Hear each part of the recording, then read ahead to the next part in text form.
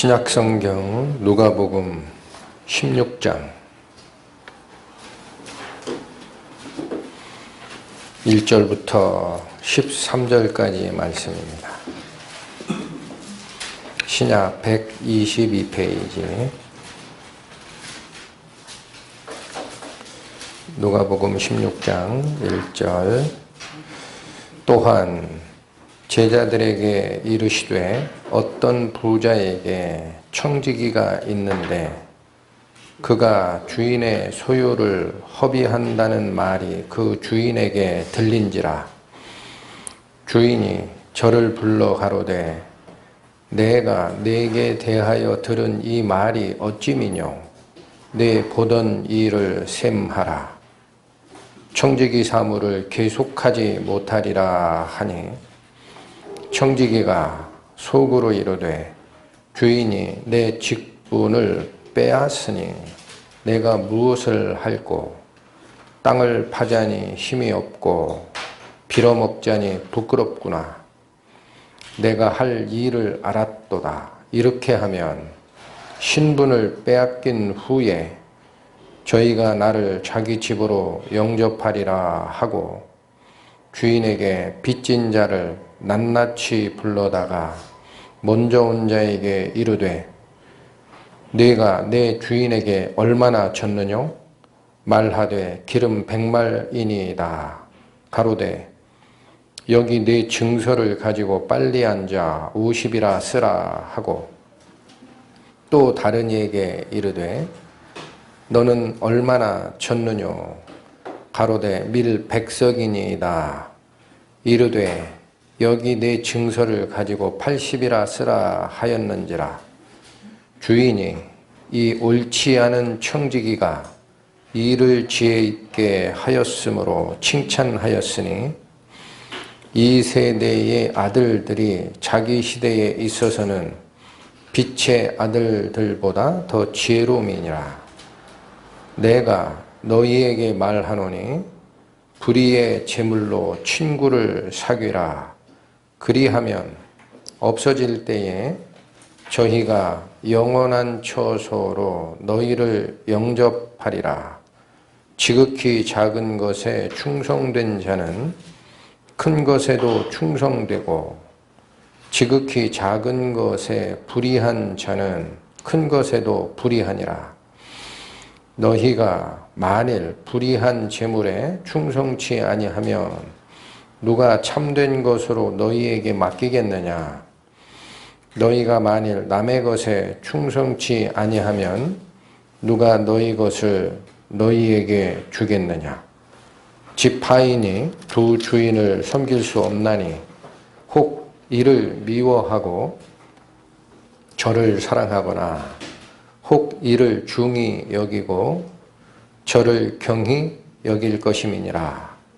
너희가 하나님과 재물을 겸하여 섬길 수 없느니라. 기도하시겠습니다.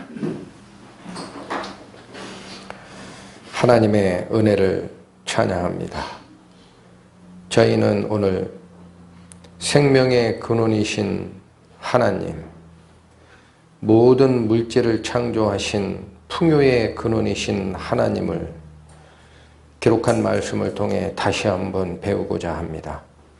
저희 마음을 열어 세상과 그 세상이 저희에게 주겠다 하는 복락에 눈을 돌리지 않고 그것들을 만드신 근원이신 하나님께로 저희 눈을 돌려 하나님께서 이끌고자 하시는 영원한 하늘나라의 소망을 온전히 저희 손에 쥐게 하는 은혜로운 시간으로 이끌어 주실 것을 부탁드립니다. 주 예수 그리스도의 이름으로 감사하며 기도 올렸습니다. 아멘.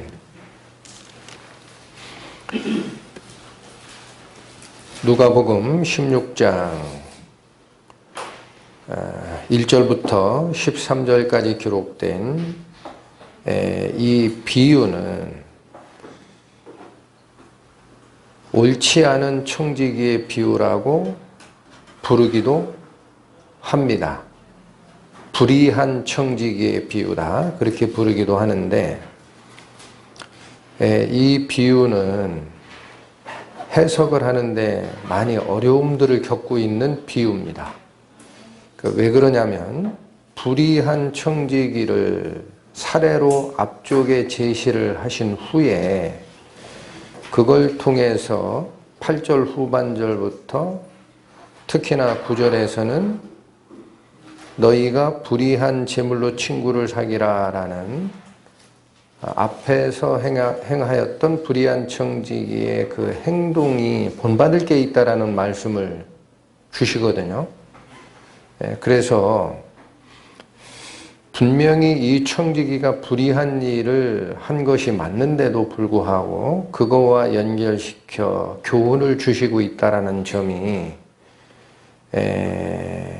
해석하기가 좀 굉장히 힘들고 하다라는 얘기들을 합니다. 그래서 오늘은 이 과정을 좀 더 자세하게 그리고 주님께서 우리에게 주는 교훈의 핵심이 무엇인지를 차근차근히 살펴보도록 그렇게 할 예정입니다. 1절을 보시면 또한 제자들에게 이르시되 어떤 부자에게 청지기가 있는데 그가 주인의 소유를 허비한다라는 말이 주인에게 들렸다. 그렇게 시작을 하십니다. 여기서 허비한다라는 단어가 나오죠. 이 허비한다라는 이 단어, 디아스 코르피조라고 하는 이 헬라어 단어는 지난주에 말씀이 나갔던 탕자의 비유에서 사용된 단어입니다. 그래서 바로 옆에 15장 13절에 보면 그 후 며칠이 못 되어 둘째 아들이 재물을 다 모아가지고 먼 나라에 가서 거기서 허랑방탕하여 그 재산을 허비하더니 할 때 사용된 단어입니다. 그래서 우리말로 번역이 될 때 허비하다라는 것은 여러 군데가 나올 것 같아요. 그런데 헬라어 원래 단어로 요 허비하다라는 단어인 디아스 코르피조라는 이 단어는 신약 성경에 유일하게 이 두 군데만 사용된 단어라고 합니다. 번역을 할 때는 우리말로 허비하다라는 다른 번역이 가능하지만 헬라어적 의미에서는 딱 두 군데 쓰였다 그래요. 그러니까 우리는 어떤 걸 느낄 수 있습니까? 지난주에 나갔던 탕자의 비유에 그 허비한다. 아버지 재산을 먼저 주세요. 하고 하나님을 떠나 세상 속에 살다가 타락했던 그 아들의 모습이나 오늘 제시가 되는 이 불의한 청지기의 이 소유를 허비한다라는 단어가 연결되어 있다라는 겁니다.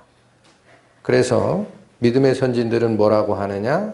탕자의 비유가 가리키는 재물 사용, 살아있는 하나님을 떠나 세상이 주는 복락에만 눈이 멀어 떠났던 그 탕자와 똑같은 가르침이 이 불의한 청지기의 비유에 배어 있다. 그렇게 얘기를 합니다.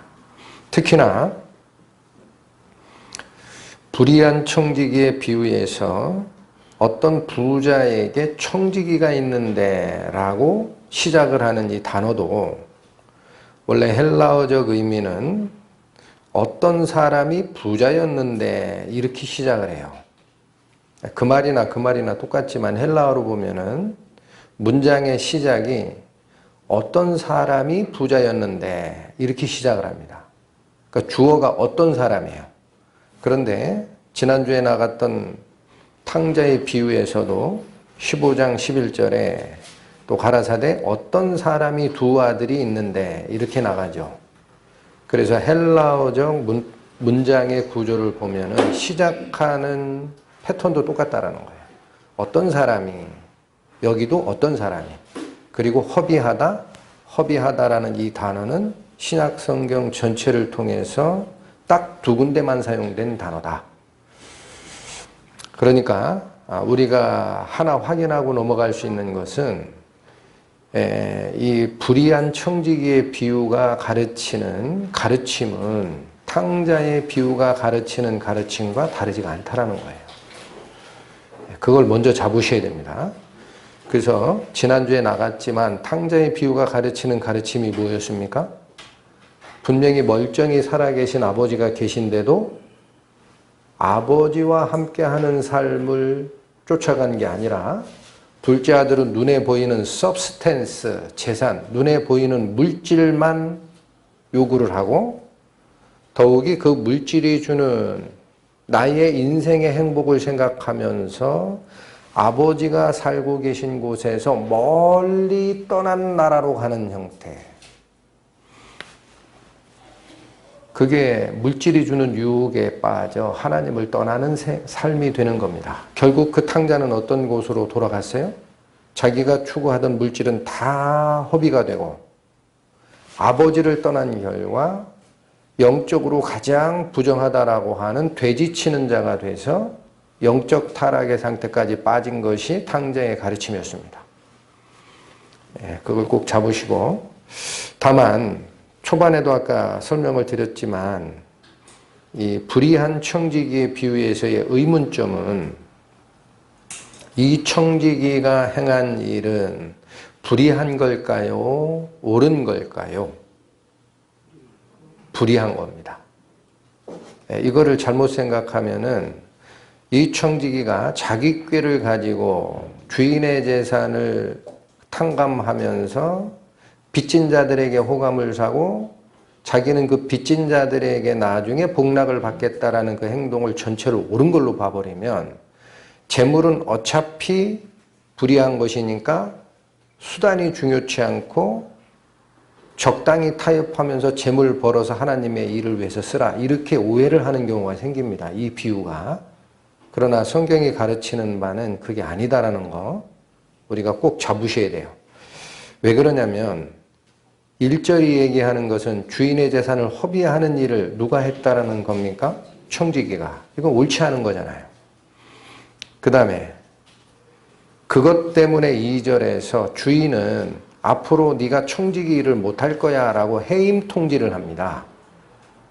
너의 일을 정리하라. 해임 통지를 받았어요.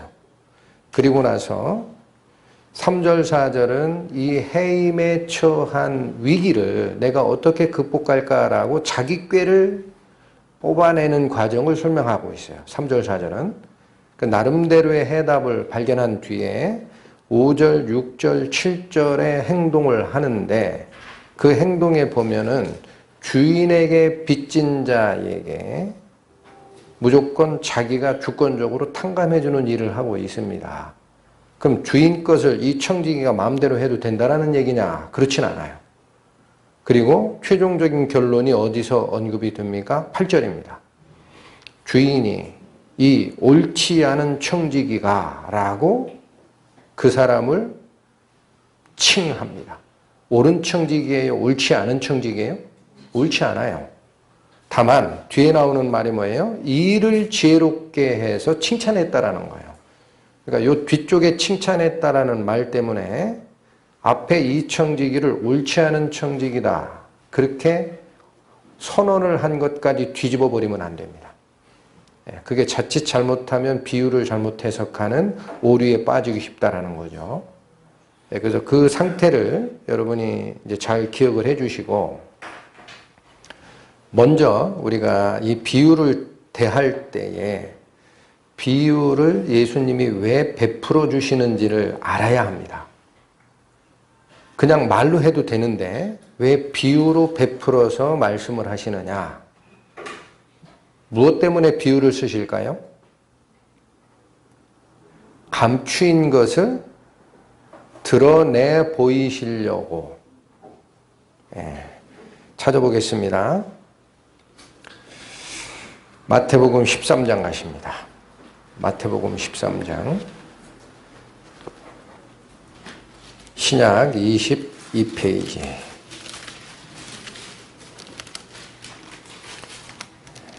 34절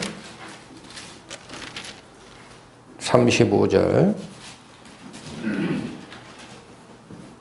찾으셨으면 살피겠습니다. 마태복음 13장 34절 35절 예수께서 이 모든 것을 무리에게 비유로 말씀하시고 비유가 아니면 아무것도 말씀하지 아니하셨으니, 그러니까 이 당시에 무리들에게 말씀하시는 패턴은 직설적 어법을 쓰신 게 아니고 전부 비유로 풀어서 말씀하셨다라는 거예요. 네. 그런데 35절 이건 이유입니다. 이유. 왜 그 무리들에게 전부 다 비유로 풀어서 말씀하셨느냐? 그 이유는 그런 얘기예요. 35절 이는 선지자로 말씀하신 바 내가 입을 열어 비유로 말하고 창세로부터 감추인 것들을 드러내리라 함을 이루려 그렇게 했다라는 거예요. 하늘의 일은 우리가 알고 있는 지식체계로는 직설적으로 우리에게 왔을 때 이해가 안 됩니다. 그러니까 우리를 이해하기 위한 방법은 뭡니까? 우리가 살고 있는 생활 중에 겪고 있는 그런 일들에 빗대서 말해야 딱 이해가 가는 경우예요. 그게 비밀을 풀어주고 비밀을 드러내기 위해서 우리 인간들이 이해하는 방식으로 비유를 사용하는 이유다라는 거예요. 분명히 드러납니까? 35절 다시 보세요. 이는 선지자로 말씀하신 바 내가 입을 열어 비유로 말하고 창세로부터 감추인 것들을 드러내리라 함을 이루기 위해 비유로 말한다. 그러니까 비유의 첫 번째 기능은 뭡니까? 하늘의 일을, 창세로부터 감추어져 있던 하늘의 비밀을 사람들이 알 수 있는 방식으로 드러내는 역할이 비유의 역할이다라는 겁니다. 이걸 꼭 잡으시고, 그런데 비유는 또 다른 기능을 합니다. 어떤 기능을 하느냐? 지상에 있는 것을 얘기하려고 그러면 직설법을 쓰면 돼요. 근데 하늘에 감춰져 있는 비밀을 사람이 이해할 수 있도록 풀어주는 방법으로 비유를 쓴다라는 얘기가 이 말씀인데, 세상에 시각이 꽂혀 있는 사람이 있어요. 그러니까 물질 세계에 시선이 꽂혀 있는 사람, 하늘에는 시선을 둘 수 없는 자, 이들에게는 영원히 그 말씀도 열리질 않아요. 그래서 두 번째 비유의 기능은 하늘의 영적 눈이 있는 자에게는 분명하게 드러나나 세상에 목적을 두고 있는 자에게는 감추는 역할도 합니다. 찾겠습니다. 마가복음 4장으로 갑니다. 58페이지. 마가복음 4장 11에서 12절 말씀. 이르시되, 찾으셨습니까? 마가복음 4장 11절 12절. 이르시되 하나님 나라의 비밀을 너희에게는 주었으나 외인에게는 모든 것을 무엇으로 하나니? 비유로 합니다. 역시 12절 이는 이유가 나옵니다. 이는 저희로 보기는 보아도 알지 못하며 듣기는 들어도 깨닫지 못하게 하여 돌이켜 죄사함을 얻지 못하게 하려 함이니라. 이런 목적이 있다라는 거예요. 하늘의 일을 추구하는 자, 영적인 것을 추구하는 자에게는 그걸 직설적으로 얘기해봐야 못 알아들으니까 우리가 경험하고 있는 것에 빗대서 말하면 딱 알아듣게 돼 있다라는 건데, 그 영적인 것, 하늘에 속한 것에 관심이 없는 자에게는 그 비유가 오히려 어때요? 가리우는 역할을 합니다. 이해를 못하는 거예요. 물질적 얘기로 해버리면. 그래서 이 두 가지 기능이 비유의 기능이다라는 거죠. 네, 이걸 꼭 잡으시고 본문으로 돌아오십니다. 그러면 오늘 살피고자 하는 불의한 청지기의 비유, 이 비유는 누구에게 준 비유입니까? 1절 또한 제자들에게 이르시되, 이렇게 시작을 하죠. 그러니까 이 비유는 듣는 자, 청자라고 해요. 듣는 자가 누구를 대상으로 주신 비유라는 겁니까? 제자들입니다. 그럼 이거는 감추이는 비유일까요? 드러내는 비유일까요? 네, 그렇죠. 세상 사람, 외인들에게는 들어도 알지 못하고 보아도 깨닫지 못하게 하려 비유로 말한다 그랬어요. 아까 마가복음에. 근데 여긴 외인에게 얘기하는 겁니까? 제자들에게 얘기하는 겁니까? 제자들입니다. 그 얘기는 무슨 뜻이에요? 이거는 감추고자 하는 목적의 비유가 아닌 거예요. 딱 드러나게끔 그 당시 제자들이 들었을 때 분명하게 알 수 있게끔 풀어주신 비유인데 왜 우리는 어렵게 느끼느냐 이거죠. 안 맞는 것처럼. 네. 자, 그래서 믿음의 선진들은 뭐라고 일단 얘기를 하시냐면 비유가 제시된 곳과 가르침이 나타나는 곳을 일단 분리할 줄 알아야 된다 그래요. 그러니까 비유 부분과 비유에서 가리키고자 하는 가르침 부분을 일단 구분할 줄 알아야 된다. 그래야 혼선에 빠지는 문제가 없어진다. 어디쯤일까요? 지금 문장을 자세히 읽다 보시면은 8절 전반절까지가 비유입니다. 8절 후반절부터는 가르침이 나옵니다. 8절 다시 볼까요? 주인이 이 옳지 않은 청지기가 이 일을 지혜 있게 하였으므로 칭찬하였으니 여기까지는 누구에 대한 스토리가 나온 거죠? 주인과 청지기 얘기예요. 그런데 그 뒤에 나오는 말씀, 이 세대의 아들들이 자기 시대에 있어서는 빛의 아들들보다 더 지혜롭기 때문에 그런 것이다 하면서 9절 내가 너희에게 말하노니 이렇게 가르침이 나가죠. 그러니까 이 시점에서 끊는 것이 가장 합리적인 것이다라는 거고. 자, 이제 문제는 이거예요. 그렇다면 위쪽에 있는 그 당시 제자들이 들었을 때 분명하게 알 수 있는 비유였을 건데 왜 우리는 어렵냐라는 거예요. 왜 우리는 어렵게 느끼느냐. 믿음의 선진들이 이걸 쭉 연구를 해보니까 당시에 지금 주인이 누군가에게 뭐를 구워주고 빚을 받는 일을 하고 있는 거죠. 내용은 간단합니다. 주인에게 빚진 자들이 있어요. 채무자들이. 근데 이 주인의 사물을 청지기가 전권을 가지고 행사하는 위치에 있었던 건데 주인에게 빚진 자들을 불러다가 채무를 탕감시켜주고 있잖아요. 그러니까 이 청지기가 하는 일은 간단한 거예요. 주인이 누군가에게 빌려주고 받을 것이 있는 상태인데 그걸 관리하는 자입니다. 그러면 구약적으로는 누군가에 빌려주면 두 가지 율법이 존재합니다. 동족에게 빌려주면 이자 받게 돼 있습니까? 받으면 안 됩니까? 성경에 받으면 안 되게 돼 있어요. 이게 구약의 율법이에요. 그런데 다른 민족에게 빌려줬을 때는 받아도 됩니다. 달라요. 그런데 지금 이 일을 하고 있는 이 채무자들이 이방인이라는 전제가 없죠. 그리고 당시의 유대의 관행에서도 동족에게 이자든 또는 음식이든 뭔가를 빌려줬다가 나중에 받을 때 이자를 받지 않아야 맞는데 사실은 받았다 그래요. 그냥 그렇게 하면은 뭐 먹고 삽니까? 그 사람은 자선이지. 그게 정확하게는 성경적으로 맞지만 실무적으로는 받았다 그래요.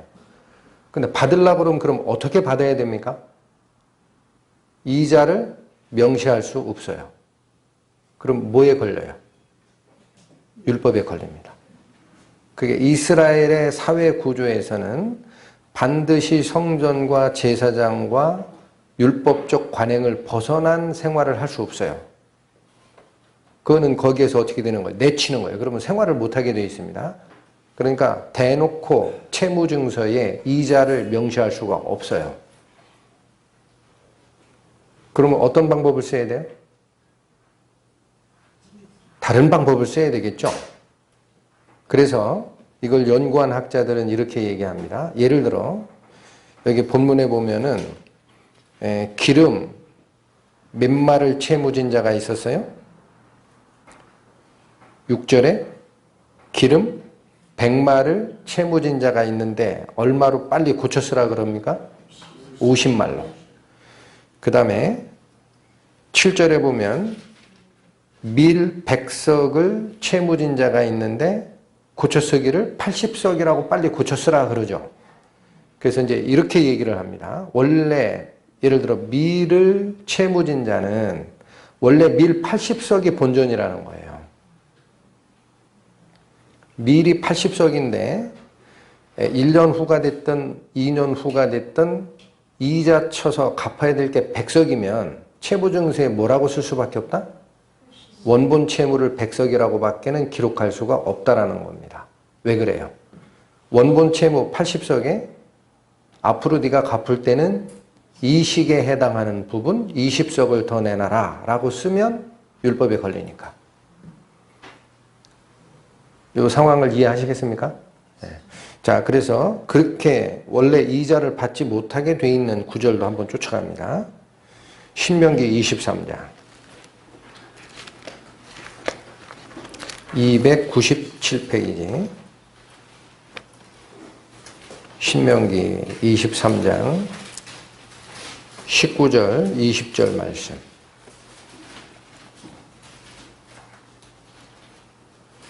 내가 형제에게 꾸이거든, 그러니까 빌려주거든 그런 얘기예요. 내가 형제에게 꾸이거든 이식을 취하지 말지니 곧 돈의 이식, 그러니까 돈 빌려주고 이자 받는 것도 안 되고 식물의 이식 뭐예요? 가난해서 먹을 게 없어서 봄에 쌀 몇 가마 빌려주면 가을에 받을 때 이게 먹는 물건의 이식입니다. 식물, 사람 먹는 음식도 빌려줬다가 받을 때 이식. 그리고 무릇 이식을 낼 만한 것에 이식을 취하지 말라. 누구에게 이 명령이 나간 거예요? 누구에게? 형제에게 꿔줄 때. 그런데 20절 타국인에게 내가 꾸이면, 즉 타국인에게 빌려주면 이식을 취하여도 가하거니와 너의 형제에게 꾸이거든 이식을 취하지 말라. 확실합니까? 네. 이 법이 있었던 거예요. 그러니까 여기 지금 불의한 청지기가 했던 사무일을 보면 돈을 빌려준 개념은 아니에요. 뭐를 빌려줬어요? 감람류 또는 밀. 이 두 가지는 유대인의 생활에서 필수 식량재산이라고 합니다. 그러니까 그거를 꿔주고 이식을 받을 수 없습니다. 동족에게. 그러니까 관행이 어떻게 돼 있었다는 거죠? 원본 채무 자체를 밀 80석에 1년 후에 20석의 이자를 갚아라 라는 조건이었다면 처음부터 100석이라고 쓰는 거예요. 그리고 1년 후에 100석 내놔라 라고 얘기하는 것이 그 당시 관행이었다라는 겁니다. 그러면 우리가 이해가 가요. 자, 그래서 이런 것이 그 당시의 관행이었다면 청지기가 했던 일이 뭐냐? 뭘 한 거예요? 주인의 재산을 허비한다라는 소문을 듣고 주인이 너 정말 그러냐 한번 보자 하고 봤더니 진짜 그래요. 그래서 앞으로는 넌 청지기 일에서는 해임될 거니까 그렇게 알아. 요 얘기를 딱 듣자마자 청지기는 야, 이거 잘리면 이제는 난 뭘 먹고 사느냐. 막노동 하려고 하니 힘이 없고 빌어먹자니 체면이 말이 아니구나 하고 가만히 생각하다 3절 4절에 꾀를 낸 겁니다. 꾀. 4절에 뭐라 그래요? 자, 3절 4절 읽어볼까요? 3절 청지기가 속으로 이르되 주인이 내 직분을 빼앗으니 내가 무엇을 할꼬 땅을 파자니 힘이 없고 빌어먹자니 부끄럽구나 해서 4절 꾀를 낸 게 뭐예요? 내가 할 일을 알았다 이거예요. 이렇게 하면 직분을 빼앗긴 후에 저희가 나를 자기 집으로 영접하게 될 거야 하면서 한 것이 주인에게 빚진 채무자들을 낱낱이 하나도 빠지지 않고 다 불러가지고 채무증서를 고쳐쓰게 하는 일을 했다는 겁니다. 이해되시죠? 그러면 본래 100석, 즉 원본 밀 80석에 이자 20석을 갚아야 되는 걸 당연히 여겼던 그 당시 사회의 규율상 분명히 20석의 이자가 면제가 됐잖아요. 그러니까 그 면제를 받은 채무자들은 나중에 누구를 고마워할 거예요? 알고 보면 아, 청지기가 그렇게 했구나. 그러니까 나 가서 고맙다고 뭔가라도 주겠죠. 그래서 이 방식을 알고 나서 야, 이게 방안이다. 내 앞에 봉착한 위기를 겪어나갈 방안이다 하고 일을 했다라는 얘기가 앞에 있는 불의한 청지기의 사례입니다. 사례. 그러니까 이 일은 어떻게 보면 참 애매해요. 주인의 입장에선 어떤 겁니까? 일단 당시 관행으로 봤을 때 내가 얻어야 할 이식, 이자 부분을 청지기가 임의적으로 안 받겠다라고 한 거니까 그건 잘못한 거죠. 사회 관행상으로. 그러나 이 채무를 진 자들이 유대인들이었다면 청지기가 한 일을 법적으로, 율법적으로 잘못했다 얘기할 수가 없습니다. 애매한 상태가 된 거예요. 그래서 주인이 이 청지기에게 뭐라고 선언한 거예요? 이 옳지 않은 청지기인데 일은 어떻게 했다? 지혜롭게 했다라는 거. 아마도 이걸 좀 더 깊이 있게 연구한 믿음의 선진들은 아마도 그 당시에 주인도 이게 그닥 자기에게 손해가 된다라고 보지는 않았을 수도 있다까지 얘기를 합니다. 이유가 뭘까요? 그렇게 바꿔 쓰라라고 했으니 채무 면제를 받은 채무자들은 누구 뜻이라고 봤을 거예요? 주인 뜻으로 봤죠. 그러니까 만날 때마다 주인 만날 때마다 아이고 감사합니다. 그렇지 않아도 저희가 농사가 안 좋아가지고 80석 원본 갚기도 힘들었는데 20석 이자 면제해 준다니 얼마나 감사합니까? 하나님의 축복이 임하소서 이런 얘기를 하고 돌아다녔을 거다 이거야. 그러니까 주인 입장에서는 이자는 굉장히 부자입니다. 이거 있어도 되고 없어도 별 문제가 없어요. 그러니까 주인의 명예를 드높이는데도 일조했을 수도 있다. 본문에는 안 나오나 그때 관행이 그렇게 잘못된 거니까. 그래서 주인이 뭐냐면은 그거 참 책망하기도 뭐하고 그래서 이 일은 참 너 꾀돌이처럼 잘하는구나. 그렇게 칭찬했다라는 그런 얘기입니다. 그러니까 이게 비유의 원래적 의미고 자, 우리는 이제 살펴야 됩니다. 가르침을. 8절 후반절부터 8절 전반을 읽고 갑니다. 주인이 이 옳지 않은 청지기가 일을 지혜 있게 하였으므로 칭찬하였다라는 거예요. 옳다라는 게 아니라 그 일이 정말 꾀돌이 있게 잘 처리하는구나. 그걸 칭찬한 거죠. 그 뒤부터는 교훈이라고 그랬어요. 이 세대의 아들들이 자기 시대에 있어서는 빛의 아들들보다 더 지혜롭게 행한다라는 겁니다. 이 말도 잘 기억하셔야 됩니다. 그러면 빛의 아들인 우리는 지금 이 세대의 아들처럼 그렇게 꾀를 내서 일을 하라라는 얘기일까요? 이 말이? 이 말을 그렇게 받으면 복음을 위해서 돈 버는 것이 필요하면 세상과 타협하고 불법적인 방법이 조금 들어가고 로비를 해서라도 돈을 벌어야 된다라고 정당화시킬 수 있습니다.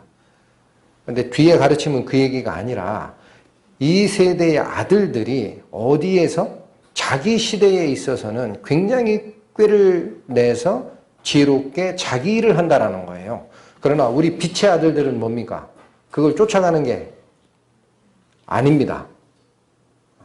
그건 뒤에 드러납니다. 거기서 교훈을 받는 것이지 그대로 쫓아가다라는 얘기가 아니라는 거예요. 그런데 여기서도 8절의 후반절에서도 우리는 뭐와 무엇이 지금 구분되고 있음을 알아야 돼요. 이 세대의 아들과 빛의 아들. 같이 섞일 수 없어요. 이 세대의 아들들이 어디에서는 자기 시대에 있어서는 굉장히 지혜롭게 행한다라는 거예요. 위기가 오면 뚫고도 나갈 줄 알고 법을 이용할 줄도 알고 자, 그래서 이 세대의 아들들이 자기 시대에 지혜롭게 행한다라는 이 말은 무슨 뜻일까 하고 이것에 맞는 말씀을 상고를 하다가 시편이 들어왔습니다. 시편 17편 보세요.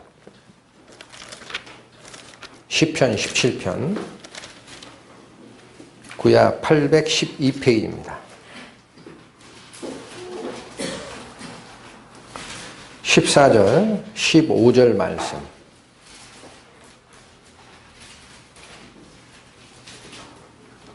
구약 812페이지. 시편 17편 14절.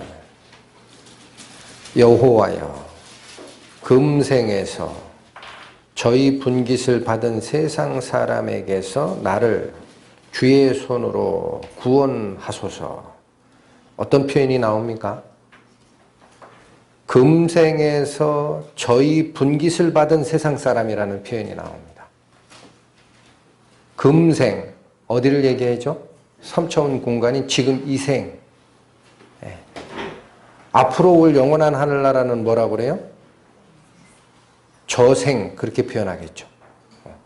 그러니까 세상 사람이라는 것은 여기 14절이 말씀하는 것은 지금 이 생, 금이라는 게 이재금자예요, 한자로. 지금 이 생에서 그들의 분깃을 받은 사람들이라는 거예요. 그러니까 이 사람들은 앞으로 올 생에서는 분깃이 없어요.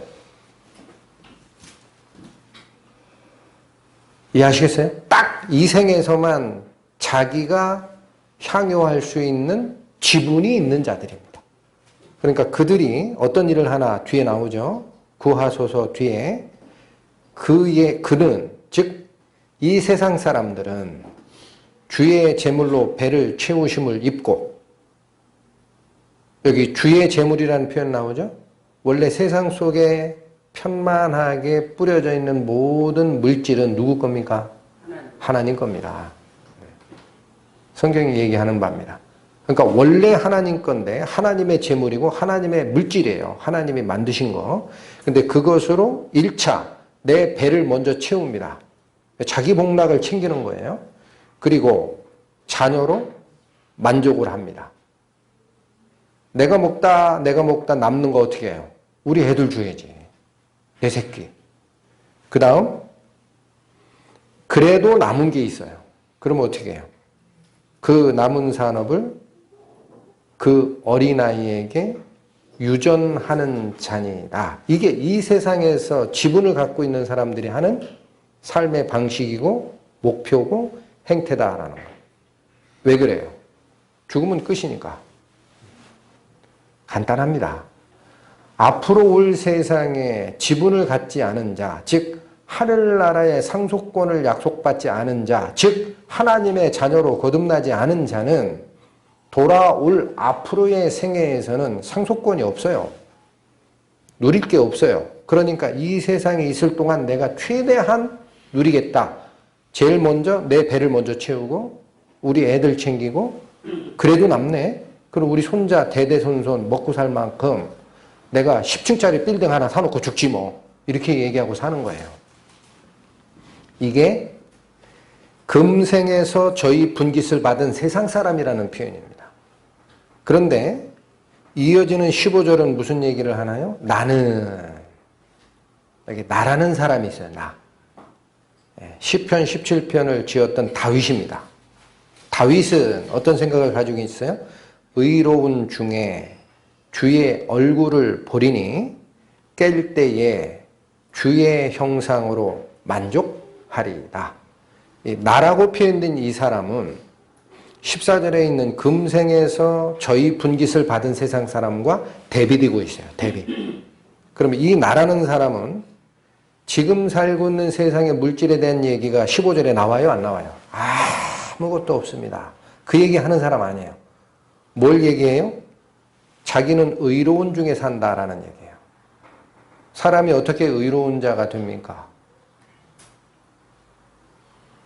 내가 의로워서 의로운 자가 되는 것이 아니고 나는 죄인이나 하나님의 의로 뒤집어 씌움을 받은 자, 그리스도의 의로 덧옷을 입은 자, 그 자가 의로운 자로 하나님 앞에 서게 되어 있는 거예요. 그러니까 이 자는 구원받은 자입니다. 대비가 되는 거예요. 세상 물질 속에 사는 자, 그러나 앞으로 올 하늘나라의 지분은 없는 자가 있고, 다윗처럼 하나님 앞에 의롭다 칭함을 받고 하나님과 동행하는 자가 있어요. 근데 이 자가 바라는 것은 물질이 아니에요. 한마디도 없어요. 무슨 얘기를 해요? 나는 의로운 중에서 주의 얼굴을 보고 산다라는 거예요. 내 시선은 항상 하나님께 있다.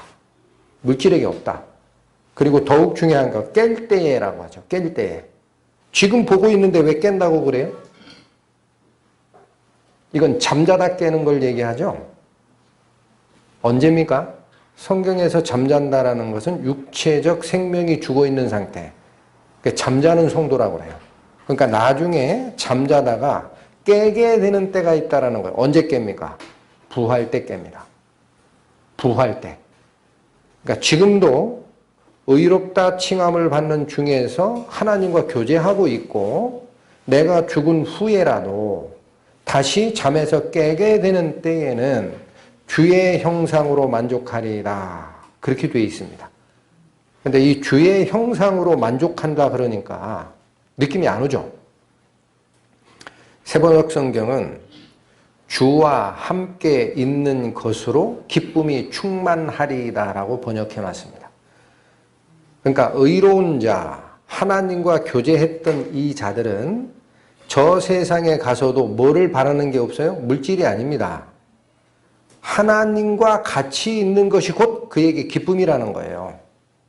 그분이 기쁨의 근원이니까. 그렇습니까?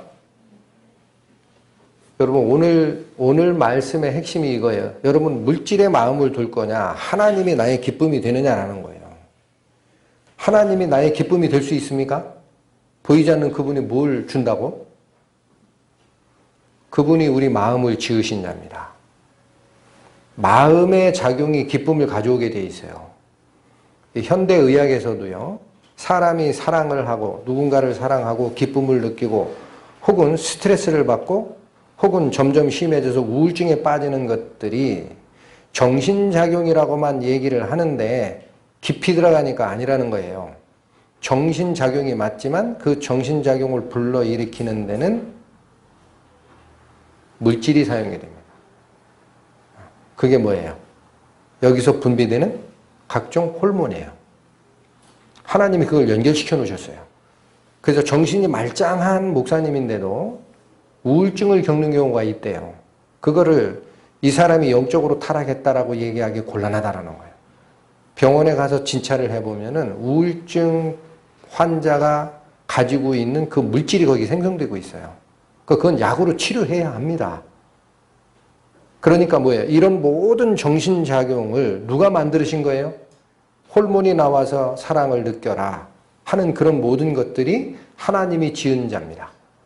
그러니까 그분이 우리가 느끼는 가장 고상하고 순전한 기쁨을 만드시는 분이에요. 그러니까 그분과 같이 있으면 행복한 거지. 그래요, 안 그래요? 여러분, 마약 먹으면 안 먹어봐서 모르겠는데, 그 사람들은 항상 마약이 주는 그 굉장한 황홀함, 거기에 푹 빠져서 자꾸 거기에 점점 중독되는 거예요. 마약을 맞으면 난 너무 좋더라. 그거와 비슷하게 하나님과 같이 있으면 행복하더라. 그 기쁨을 우리가 이해를 지금 못한다 그래요. 성경에서는. 사람의 머리로 상상할 수 없는 기쁨이 있다. 그러니까 이 자는 그거를 바라보고 있는 거예요. 이해하시겠습니까? 그러니까 이제 본문으로 돌아오시면 8절 후반절이 얘기하는 아주 짧은 말씀이나 이 세대의 아들들이 자기 시대에 있어서는 빛의 아들들보다 더 지혜롭다라는 표현은 세상 분깃만을 가지고 세상 물질이 내가 죽으면 끝이다라고 생각하고 사는 사람은 그게 이 세대 아들들이거든요. 자기 시대, 즉 물질 세상에 있어서는 나의 물질 극대화, 나의 만족 극대화를 위해서 모든 지혜를 짜낸다라는 뜻입니다. 그러니 얼마나 지혜롭게 해요. 지금 이 청지기처럼 율법적인 문제, 요걸 살짝 비껴가가지고 주인이 뭐라고 얘기할 수 없게끔 내가 해임된 이후에 주인과의 관계가 단절된 이후에 나의 사후보장책을 만들어내잖아요. 얼마나 지혜로워요. 이해하시겠어요? 그렇게 짜낸다라는 거예요. 그렇게 짜낸다. 내가 끝난 후에 앞으로 보장책을 그렇게 짜내는 정도로 그렇게 지혜롭다라는 겁니다. 자, 그래서 가르치는 바는 그대로 하라는 게 아니고 우리는 복락이 어디에 있어요? 이 세상에 없어요. 그러니까 똑같은 교훈이 어떻게 두르는 겁니까? 자, 옳지 않은 청지기가 자기의 해임이 통고된 것을 알고 이제는 끝이다라는 거예요. 이제는 끝이다. 끝난 뒤에 어떻게 내 생을 이끌어갈지에 대한 보장을 내가 확보하겠다라고 나름대로 지혜를 짜낸 건데 우리는 이 물질 세상이 끝나면 끝입니까? 우리에게는 이제 시작입니다. 어디가 기다리고 있어요? 영원한 하나님과 같이 거하는 그 하늘나라. 그러니까 이 물질 세계가 끝나고 난 뒤에 올 그 세상을 준비하는 것이 우리에게 지혜라는 거예요. 이들이 자기의 해임, 자기의 종말을 통보받았을 때 앞으로 남는 인생을 준비하듯이 그래서 지혜를 짜내듯이 우리 구원받은 자는 물질 세상이 끝났을 때 올 영원한 복락 그걸 준비하는 것이 지혜 아니겠니? 라는 얘기입니다. 교훈의 핵심이. 그렇게 받으셔야 된다는 거예요. 자, 하늘나라는 어떻게 갑니까? 그래서 이 말씀 상고하다가 어린이 찬송 그 가사가 하나가 생각이 나더라고요. 돈으로도 못 가는 하나님 나라, 힘으로도 못 가는 하나님 나라, 거듭나야 가는 하나님 나라, 믿음으로 가는 하나님 나라. 1절이에요. 2절은 지식으로 못 가는 하나님 나라, 벼슬로도 못 가는 하나님 나라, 거듭나야 갈 수 있는 하나님 나라, 믿음으로 가는 하나님 나라. 2절. 3절. 어여뻐도 못 가는 하나님 나라, 마음 착해도 못 가는 하나님 나라, 거듭나야 갈 수 있는 하나님 나라, 믿음으로 가는 하나님 나라. 아무 것으로도 하나님 나라에 들어갈 자격 얻을 수 없어요. 거듭나야 되고 그 거듭남의 삶을 주시는 그리스도와 하나님의 은혜를 믿어야 합니다. 우리는 그곳을 바라보고 있잖아요. 요한복음 가봅니다. 요한복음 14장 신약 173페이지.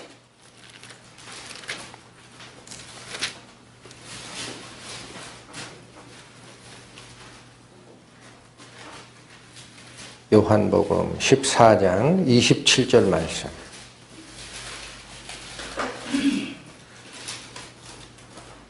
평안을 너희에게 끼치노니 곧 나의 평안을 너희에게 주노라. 내가 너희에게 주는 것은 세상이 주는 것 같지 아니하니라. 너희는 마음에 근심도 말고 두려워하지도 말라. 그리스도께서 우리에게 주시고자 하는 평안은 물질이 주는 평안과 질적으로 다릅니다. 그렇게 유혹적이지도 않고 탐욕적이지도 않아요. 이 평안을 예수 그리스도는 우리에게 주고 싶은 겁니다. 그러니까 그 평안과 같이 교제하고 어울려서 사는 것이 우리에게 최대의 상속 지분입니다. 그걸 분명하게 설명하고자 하는 것이 이 청지기 비유예요. 좀 더 살펴보겠지만 시편 다시 한번 가봅니다. 73편 구약 854페이지 시편 73편 27절, 28절 말씀. 대저 주를 멀리 하는 자는 망하리니. 왜 망해요?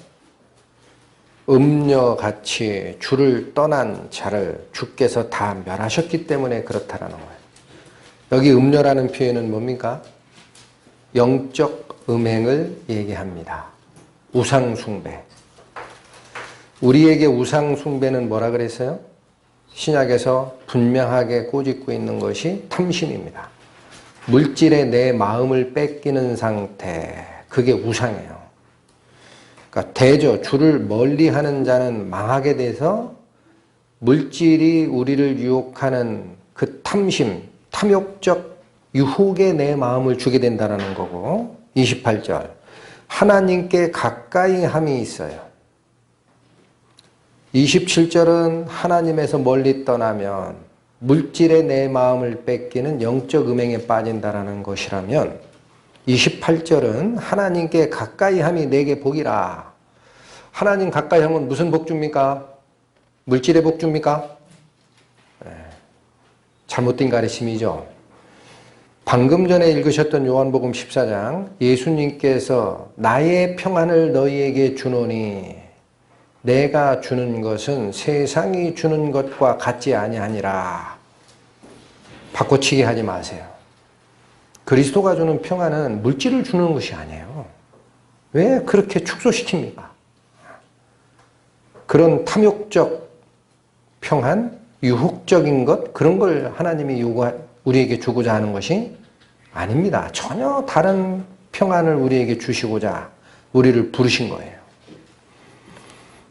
본문으로 다시 돌아오십니다.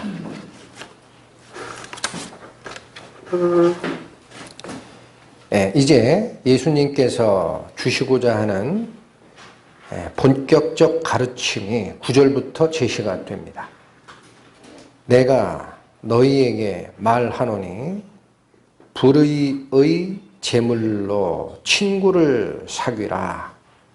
그리하면 없어질 때에 저희가 영원한 처소로 너희를 영접하리라. 9절이 불의한 청지기에 비유해서 예수님이 우리에게 주고자 하는 교훈의 핵심입니다. 그 밑에는 이걸 다시 설명하는 거예요. 뭐 하라라고 우리에게 말씀을 주십니까? 불의의 제물로 친구를 사귀라. 그런데 여기도 불의의 제물이라고 되어 있죠. 그러니까 이거를 문자적으로 오해를 해서 정당하지 못한 방식이라 하더라도 재물을 모아서 하나님 일에 쓰라, 이렇게 또 해석하는 경우가 있어요. 이 말은 그런 뜻이 아닙니다. 이 불의의 재물이라는 말이 어디에 또 나옵니까? 11절에 가면 너희가 만일 불의한 재물에 충성치 아니하면, 이런 말이 나오죠.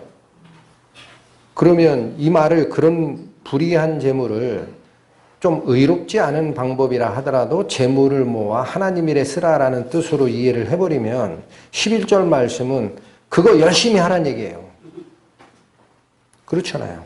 불의한 재물에 충성하라 그러잖아요. 이해하시겠어요? 그래서 이게 그 뜻이 아니라는 거예요. 불의한 재물이라는 건 우리가 옳지 않은 청지기가 했던 것은 샘플이고, 거기서 우리가 받을 교훈은요, 돈 벌란 얘기가 아니라는 거예요. 뭐를 가르치고자 하는 거예요? 8절 후반절. 이 세대 사람들은 자기 시대에 있어서는 자기의 종말을 알았을 때 그런 식으로라도 온 지혜를 뽑아내서 준비하지 않느냐라는 거예요. 그러면 빛의 아들들은 어때요? 이 세상에 살 동안 모든 지혜를 짜내서 뭐를 준비해야 된다? 세상 종말 이후에 하늘의 복. 그걸 가르쳐야지. 자꾸 불의의 재물을 모으라? 그건 말이 안 되는 얘기고, 특히나 11절에 있는 불의한 재물이라는 이 표현이 있죠. 이 표현은 제가 자꾸 이제 신약 그러면 헬라어 자꾸 얘기해서 죄송한데 저는 궁금할 때 반드시 헬라어 원문을 쫓아 들어가요. 그러면 얕은 지식이라도 그걸 알거든요. 분해를 해놨어요, 영어로. 그래서 이 불의한 재물이라는 건요, 불의하다라는 그 단어와 재물이라는 단어가 동격입니다. 문법적으로. 그 얘기는 뭐예요? 재물 자체가 불의한 성격이 있다는 거예요. 불의한 방식으로 모은 재물이 있고 정당한 방식으로 모은 재물이 있고 그런 얘기가 아니고 재물 자체가 불의한 성격을 가지고 있기 때문에 그런 표현을 쓴 것이에요. 그래서 세번역 성경이나 현대인 성경이나 이런 데를 보면은 불의한 재물을 세속적 재물이라고 표현했어요. 또는 세상의 재물. 그러니까 세상에 존재하는 물질은 속성이 그리스도인들에게는 불의로 이끌고자 하는 유혹이 그 안에 있다라는 뜻이지, 옳지 못한 방식으로 얻은 재물, 그걸 불의 재물이라고 표현한 것이 아니라. 이해하시겠습니까? 그걸 분명하게 짚고 넘어가고, 그러면 9절에 불의의 재물, 바꿔 얘기하겠습니다. 지금부터는 세속적 재물. 정확한 표현입니다. 세상의 재물로 뭐를 사기라? 친구를 사기라. 그리하면 없어질 때에, 뭐가 없어질 때에? 무엇이 없어질 때에? 물질이 없어질 때에. 여기 킹제임스 성경 같으면은 너희가 숨이 멎을 때라고 번역을 해놨습니다. 왜냐하면 주어가 없어요, 여기. 주어가 없이 뭐라고 되어 있어요? 사기라 그리하면 없어질 때에 그랬죠. 그러니까 이 세상이 사라질 때, 우리 목숨이 사라질 때 이렇게 번역할 수도 있겠다. 그래서 그런 뜻인가라고 여기도 쫓아가 봤더니 그게 아닙니다. 앞에 있는 재물 있죠, 재물. 앞에 있는 재물. 그 재물이 여기서 받고 있는 없어질 때의 주어에 해당하는 거예요. 그래서 여기도 마찬가지 아마 공동번역이라는 데 보면은 그 재물이 없어질 때라고 번역을 해놨어요. 그러니까 다르게 번역할 이유가 없습니다. 자, 이런 얘기입니다. 세상의 재물로 친구를 사귀면 그러면 그 재물은 없어지지만 그런 얘기예요. 그 재물은 없어지게 되는 때가 있는데 저희가 누구냐면은 그 친구가 저희예요. 받고 있는 것이 문법적으로. 그 친구가 영원한 처소로 너희를 영접하게 될 거다라는 거예요. 세상적 재물은 사라지지만 그 재물로 이 사람은 뭐를 한 사람이에요? 친구를 사귄 사람입니다. 근데 그 친구가 세상 친구가 아닌 거예요. 이 친구가 나를 어디로 이끌고자 하는 분이에요? 영원한 처소로 나를 이끌어주는 친구다라는 거예요. 그럼 이 친구가 누굽니까? 세상 친구? 아닙니다. 최소한 그 친구는 나를 영원한 처소로 이끌 수 있는 능력을 가진 자입니다. 맞죠? 그런 쪽에 세상 재물을 사용하라라는 얘기입니다. 그것이 종말을 대비하는 그리스도인의 올바른 재물관이라. 그게 이 가르침이에요. 자, 그래서 이 친구라는 이 개념은 요한복음 15장 가보시면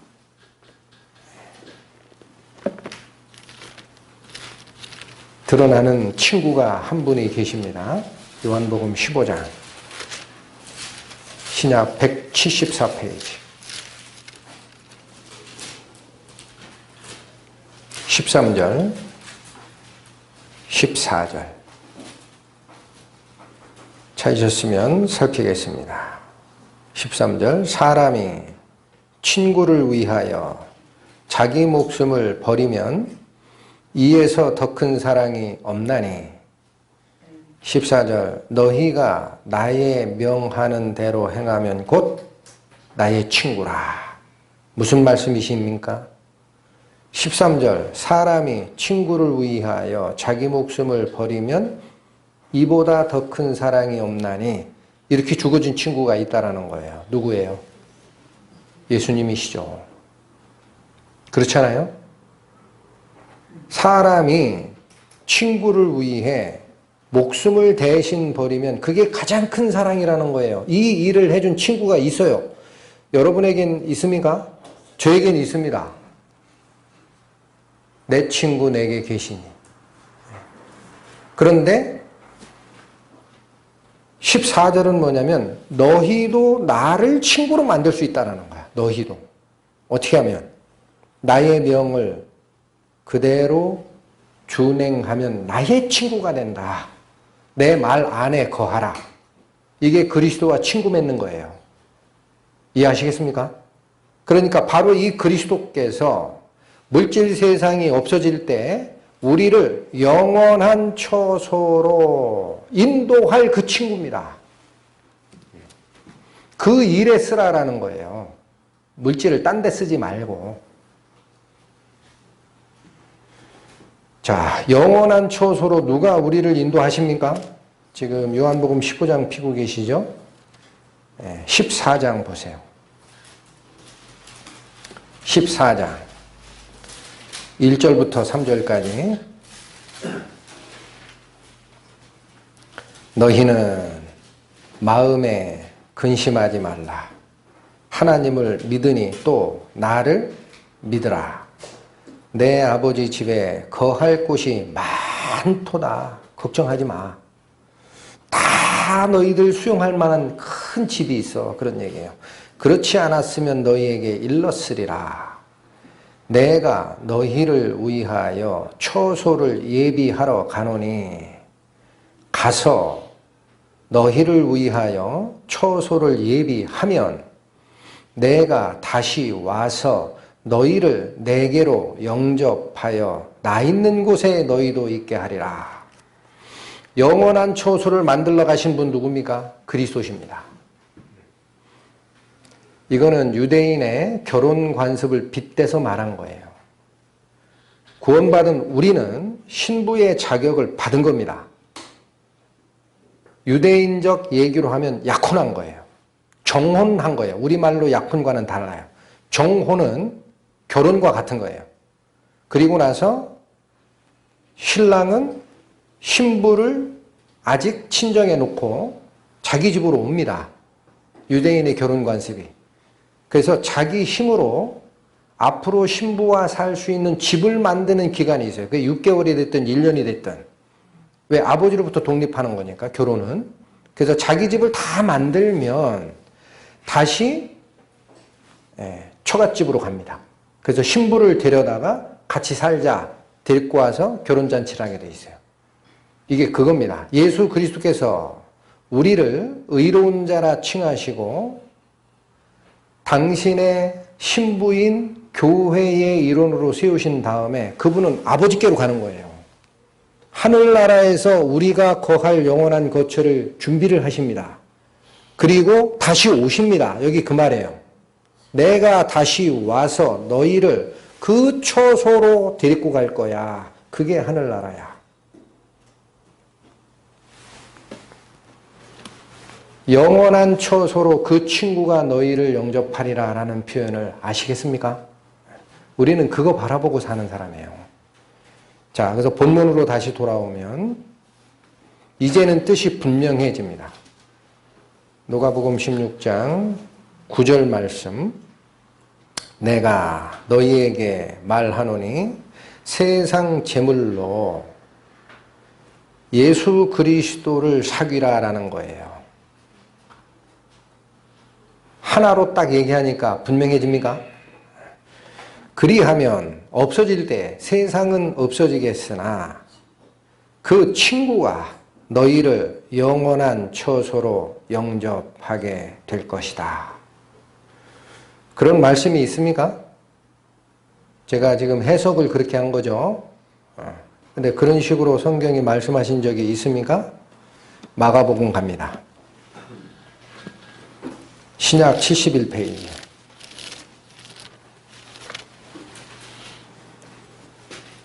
마가복음 10장.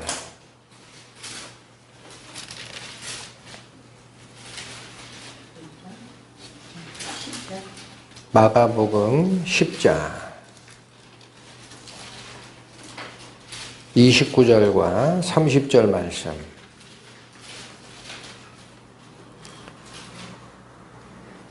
읽겠습니다. 예수께서 가라사대 내가 진실로 너희에게 이르노니 나와 누구와?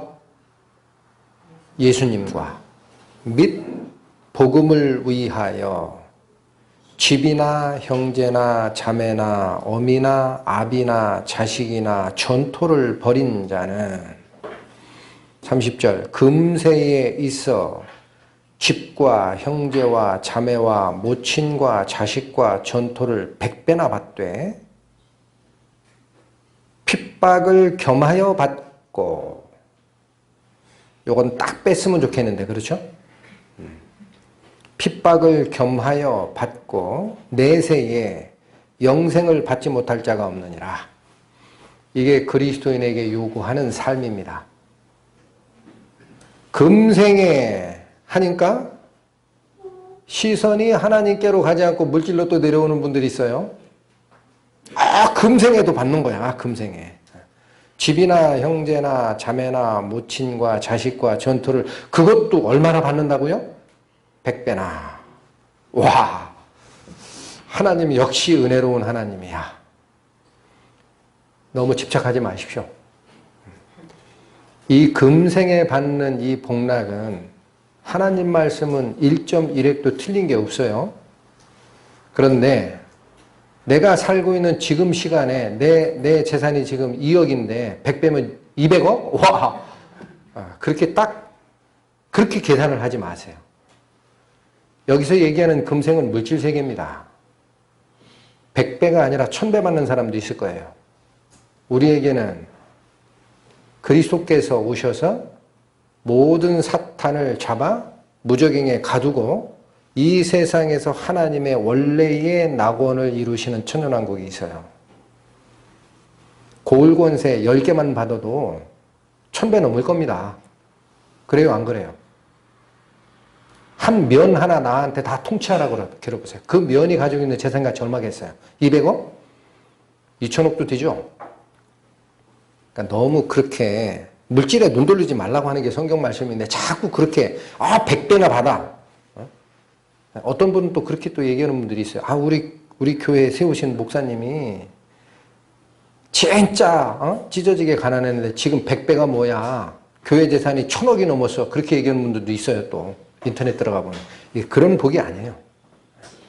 그렇게 오해하지 마시고 어찌됐든 하나님께서는 이 세상 물질을 가지고 하나님 일에 쓴 자는 그에 상응하는 하나님의 복이 주어진다라는 것. 100배라는 것은 이삭이 가나안에서 농사짓고 얻었던 수확물을 표현할 때 썼던 용어입니다. 100배나 얻었다.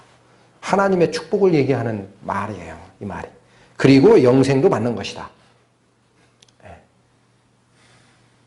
우리 그리스도인들이 물질 세계에서 고난받고 물질을 포기하고 살았는데 물질 세계에 대한 어떤 향유가 하나도 없다면 조금 섭섭하겠죠. 하나님은 뭐를 예비해 놓으셨어요? 천년기를 예비해 놓으셨잖아요. 천년기. 그리스도의 증거로 못배임을 받은 자와 이마에 표를 받지도 아니하였던 자들이 살아서 그리스도와 더불어 1000년 동안 왕노릇하리라. 헛된 말로 들리십니까? 거짓말 같죠? 이게 안 믿어지니까 천년왕국 없다라고 자꾸 얘기하는 거예요. 지금 신학자들이. 왜 안 믿습니까? 그렇게 하란데. 저는 그대로 믿습니다. 살아서 지금 교회 시대가 천년기간이라고 얘기하는 사람들 많아요. 주류가 돼버렸어요. 주류. 신학계에서. 언제 산 적이 있습니까? 성경 말씀 그대로 통해야 됩니다. 지금 교회 시대가 천년기간이라면 그리스도의 증거로 못배임을 받은 자들과 이마에 표도 받지 않았던 자들이, 죽었던 자들이 살아나는 일이 있고 나서 천년이라고 하죠. 성경에. 그런 일이 있었어요. 교회사에? 없었잖아요. 왜 근데 말 바꿔요, 자꾸. 안 믿는 거예요. 하나님의 공의는 물질 세계에 대한 것이 내 생애에서 하나님의 영광과 그의 나라를 위해서 사용한 자는 저는 그렇게 받고 있어요. 한 번 기회를 줍니다. 통치 기간이 있어요. 100배도 넘습니다. 그렇게 이해를 하는 거예요. 우리의 삶은. 왜 딱 내가 지금 빚에 쫓겨 있는데 100배 주시니까 아하 감사합니다.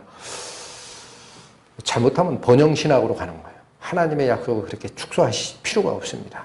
약속이 다 돼 있습니다. 자, 이 말씀이 계시다라는 거예요. 또 하나 볼까요? 누가복음 12장.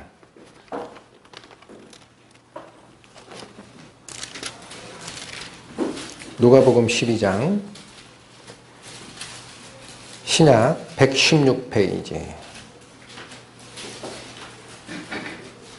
31절 34절까지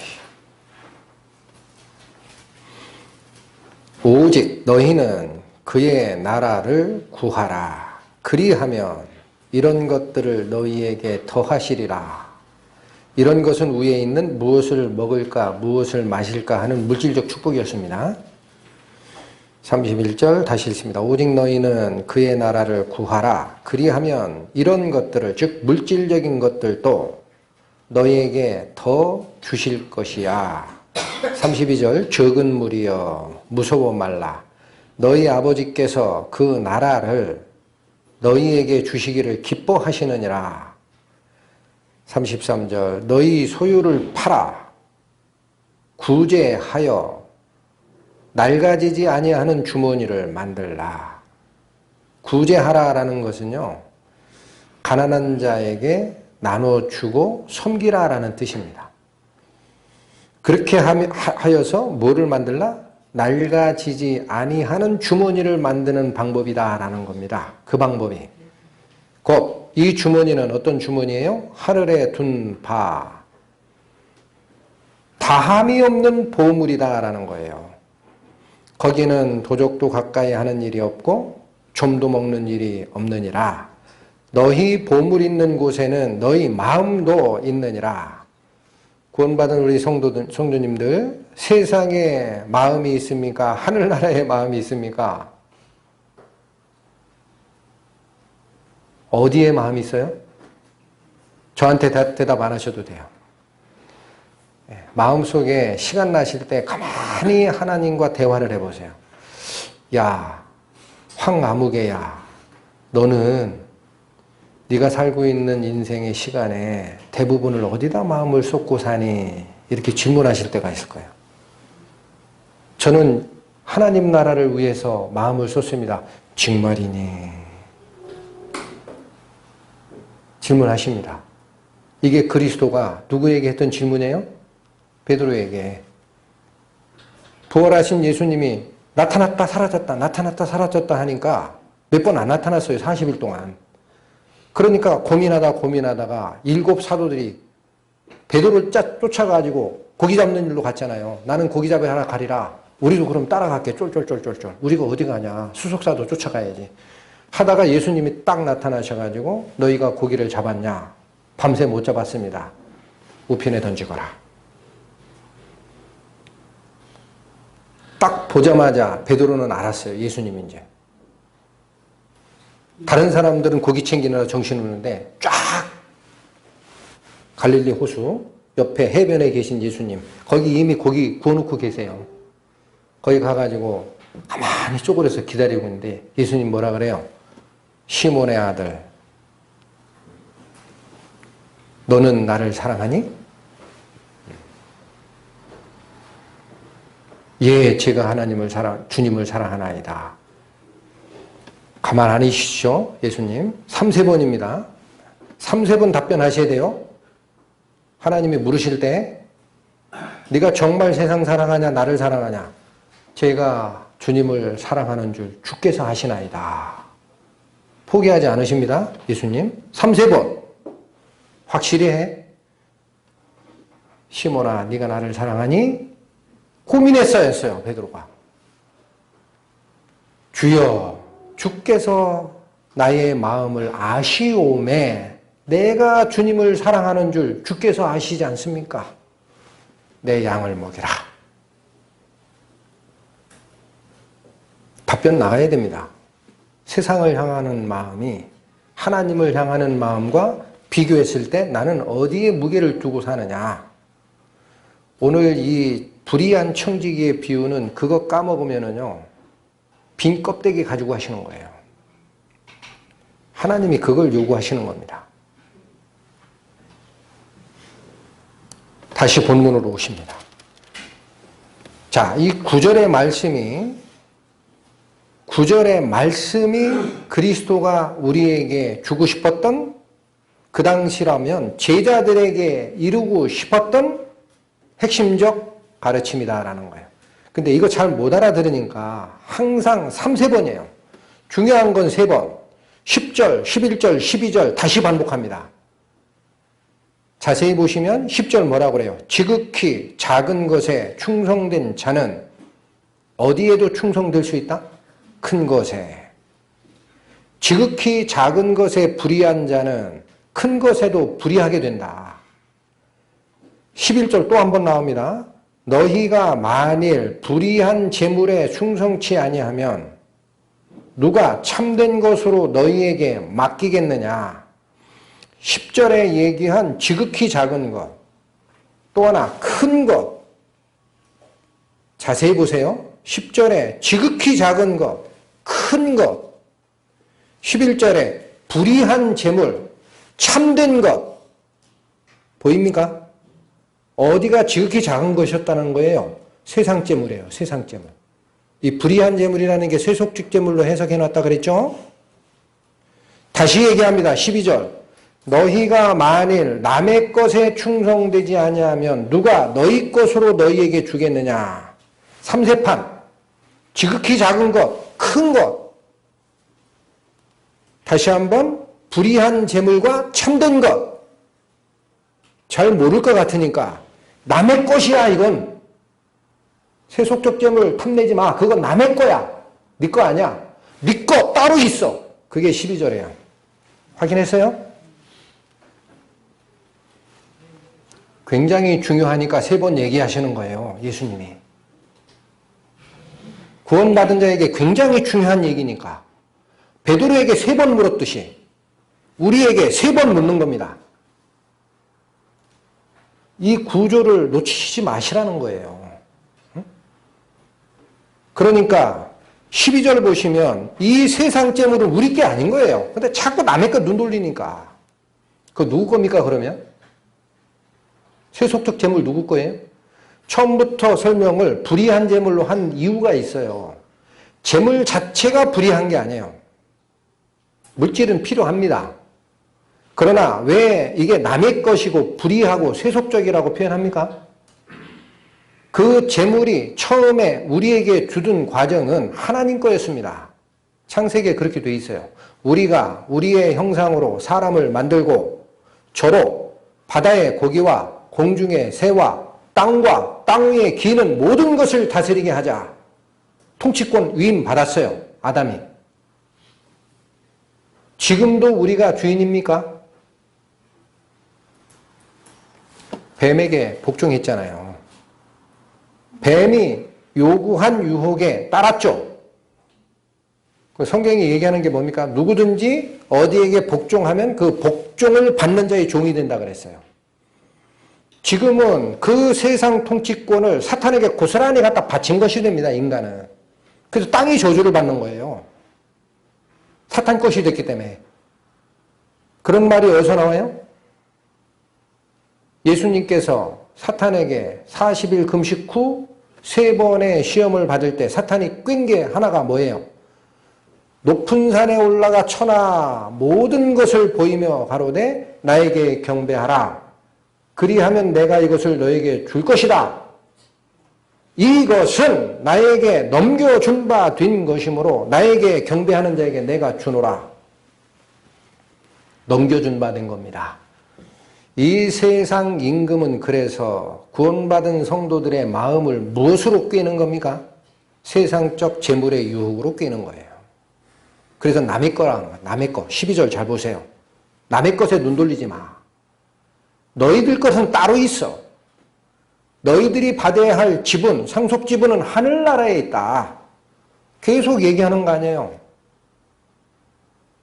너희 재산을 팔아 구제하여 낡아지지 않은 주머니를 만들라. 곧 또 이렇게 주머니 만들라니까 아주 질긴 가죽 주머니 만들라는 소린가 보다. 전데 그게 아니죠. 성경이 뭐라고 얘기해요? 하늘에 있는 바 영원한 보물이라 그러잖아요. 그걸 준비하라. 세상 재물에 눈 돌리지 말고. 드러납니까?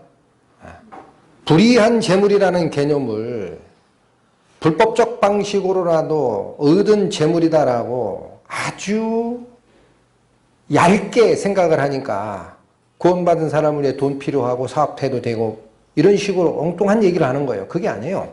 재물 자체가 불의하다는 거 동격입니다. 헬라어의 문법이. 왜 그렇게 이 비유에서는 예수님이 얘기하시나요? 세상 재물의 주인인 이 세상 신이 우리를 유혹하는 방법이 그거니까. 똑같은 것으로 유혹합니다.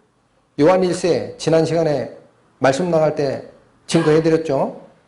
이 세상이나 세상에 있는 것들을 사랑치 말라. 왜 그래요? 이 세상에 있는 것은 육신의 정욕과 안목의 정욕과 이생의 자랑이니 전부 다, 이 세계 전부 다 아버지로부터 쫓아온 것이 아니라 세상을 쫓아온 것이기 때문에 그렇다. 세상 사랑하지 마라. 이 유혹이 뭐하고 똑같아요? 육신의 정욕, 안목의 정욕, 이생의 자랑, 하와를 꾀했던 사탄의 유혹이 이겁니다. 먹음직도 하고 보암직도 하고 지혜롭게 할 만큼 탐스럽기도 한 거예요. 똑같은 유혹을 주는 거예요. 그러니 13절에 뭐라고 예수님이 완전히 목을 받으세요? 13절 보겠습니다. 집 하인이 두 주인을 섬길 수 없다. 둘 중 하나 택일하라. 이를 미워하고 저를 사랑하거나 혹 이를 중히 여기고 저를 경히 여길 것임이니라. 너희가 하나님과 재물을 겸하여 섬길 수 없느니라. 분명합니다. 우리가 왜 남의 것에 마음 뺏기고 삽니까? 이 세상 물질이 우리를 유혹하는 모든 그 돈이 있으면 내가 누구한테 섬김받을 것 같고 내가 세상에 출세하면 남들에게 부러움받을 것 같고 그 물질들이 나에게 복락을 누릴 것 같고 왕창 쌓아놓고 누리다 남은 우리 애들 주고 상속하지 뭐. 그게 누가 하는 짓이라 그랬어요?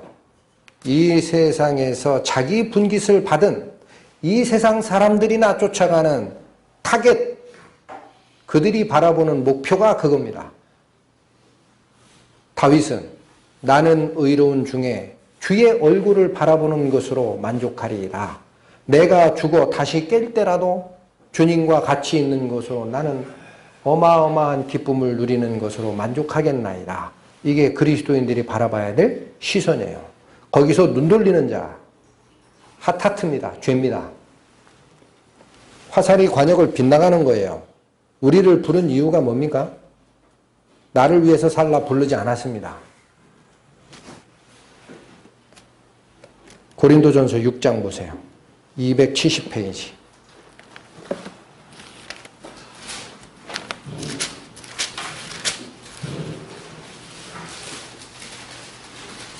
(19절) 20절 너희 몸은 너희가 하나님께로부터 받은 바 너희 가운데 계신 성령의 전인 줄 알지 못하느냐. 잠깐 끊습니다. 구원을 받고 하나님의 성령을 분명히 내 마음에 모셨다라고 자백하는 분,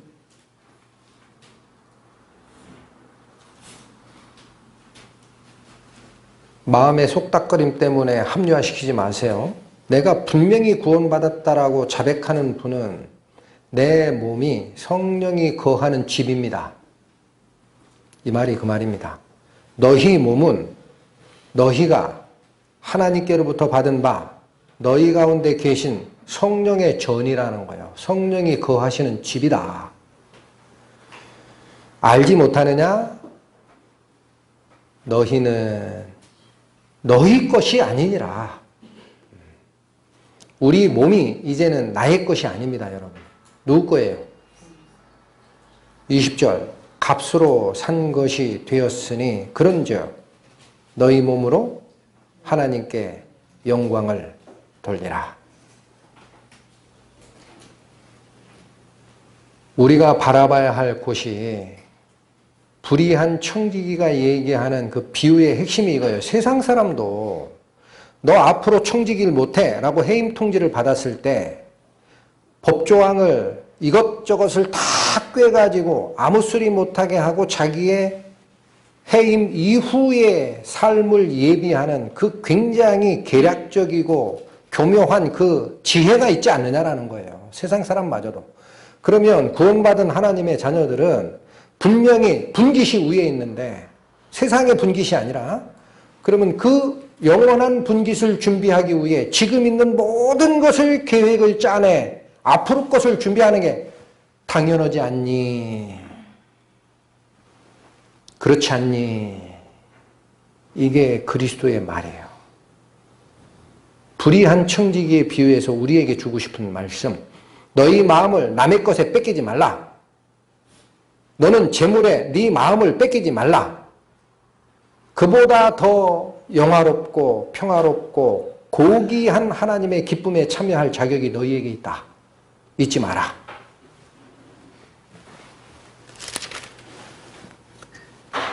본문으로 잠깐 돌아가시면 문단이 13절에 끝나 있습니다. 그런데 14절에 보면 바리새인들은 돈을 좋아하는 자라 이 모든 것을 듣고 비웃거늘. 그 당시 가장 하나님의 율법을 성실하게 연구했다라는 바리새인이 뭐를 좋아했다는 거예요? 하나님의 영광과 말씀이 아니라 돈을 쫓았다라는 겁니다. 그러니까 예수님의 이 말씀 듣고 픽 웃었어요. 그 왜 그래요? 구약적 개념은 하나님의 복을 받은 자는 물질적으로 복 받는 걸로 이해를 했으니까. 이제는 신약 시대에 우리는 그리스도께서 돌아가시고 부활하심으로써 3차원 공간의 세계가 영원한 부활의 세계로 연결됨을 증거를 확인하고 사는 사람입니다. 우리는. 구약에는 그런 게 없었어요. 그러니까 하나님을 쫓아가는 자는 물질적 복락을 받는다라고 생각한 것도 무리가 아닙니다. 우리는 이제는 그런 시각에서 떨쳐내야 됩니다. 근데 이 바리새인들이 실제로 그런 일을 했었어요? 돈 좋아하고 그런 일을 했었습니까? 마태복음 23장 보십니다.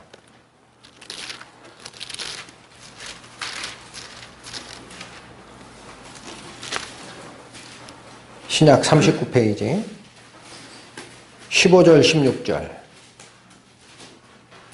마태복음 23장 15절 16절 화 있을진저 외식하는 서기관과 바리새인들이여 너희는 교인 하나를 얻기 위해 바다와 육지를 두루 다니다가 생기면 너희보다 배나 더 지옥자식이 되게 하는도다. 화 있을저 소경된 인도자여 너희가 말하되 누구든지 성전으로 맹세하면 아무 효염도 없거니와 성전에 금으로 맹세하면 지킬지라 하는도다. 이들이 교인 하나를 얻기 위해서 바다와 육지를 두루 다닌 이유가 뭡니까? 교인 하나 얻으면 성전에다가 헌금 낼 거니까 재산 들어오거든요. 이해하셨어요? 16절 성전으로 그 기도해봐야 소용없다라는 거. 아무 일 없다 그거. 어떤 일도 안 일어나. 그런데 그 성전에 바치는 금으로 맹세해봐라. 하나님이 복을 왕창 주실 거야. 17절 19절까지 또 봅니다. 우맹이요 소경들이여 어느 것이 크뇨? 그 금이냐 금을 거룩하게 하는 성전이냐? 너희가 또 이르되 누구든지 제단으로 맹세하면 아무 일 없거니와 그 위에 있는 예물로 맹세하면 지킬지라 하는도다. 예물 많이 갖다 바치고 하나님께 기도하면 들어주실 거야. 그런 얘기하는 거예요. 소경들이여 어느 것이 크냐? 그 예물이냐, 예물을 거룩하게 하는 제단이냐. 23절 갑니다. 화 있을진저 외식하는 서기관과 바리새인들이여, 너희가 박하와 회양과 근처의 11조를 들이되 율법에 더 중한 바 의와 인과 신은 버렸도다. 그러나 이것도 행하고 저것도 버리지 말아야 할지니라. 소경된 인도자여, 어떻게 하는 거예요? 하루살이는 걸러내고 약대, 낙타는 삼키는 그런 행태를 너희들이 하고 있다. 돈 많이 내는 교인들 좋아하고 돈 없고 가난한 자는 그 기도해봐야 무슨 소용이 있냐. 헌금 많이 내면 봉투에 있는 사람 이름 거명하면서 하나님이 큰 축복을 내리시고 이렇게 축도하는 행태가 오늘날 우리 교회에 없습니까? 바리새인과 뭐가 달라요?